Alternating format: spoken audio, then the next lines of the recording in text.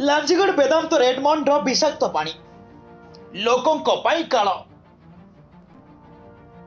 कलाहांडी लांजीगढ़ स्थित वेदांत company Redmond पंड को नहीं सबुबले बद बुझी अंचल लोके वेदांत जो परिवेश दूषित नहीं बारंबार अभियोग कर आसुता बेले कंपानी पाउंश उड़ी लोके विभिन्न जलवाहित और वायुवाहित रोग में आक्रांत होती।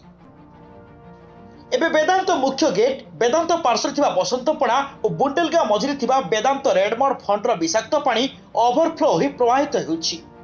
फल लोके एठी भयभीत हो पड़िछंती। द्वारा एठिकार बंध पोखरी नाଳରେ पानी बही पानी दूषित होइछि। चारिआडे दुईटी ग्राम में पानी लाल लाल हो पड़िछि। लांजीगढ़ 230 मिलिमीटर रेकर्ड वर्षा होइछि। फल एठिकार जनजीवन अस्तव्यस्त हो पड़ता बेले एही रेडमंड पंडर पानी बस्ती को पशिजा जो लोके असुविधा भोगिछंती। कंपानी कर्तृपक्षर रेडमंड पंड सुरक्षा व्यवस्था ढिला पाई एही रेडमंड पंड को नहीं सबुबले विवाद उठुछि। पूर्वर भी यार आड़ी बंध भांगी जाइथिला।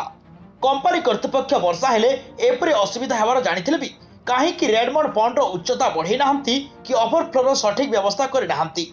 एणु कंपानी पई ए अंचल लोके असुविधा भोगुछंती। तथापि कंपानीर फिकर नाही। एहा नै लोके असंतोष प्रकाश करिछंती।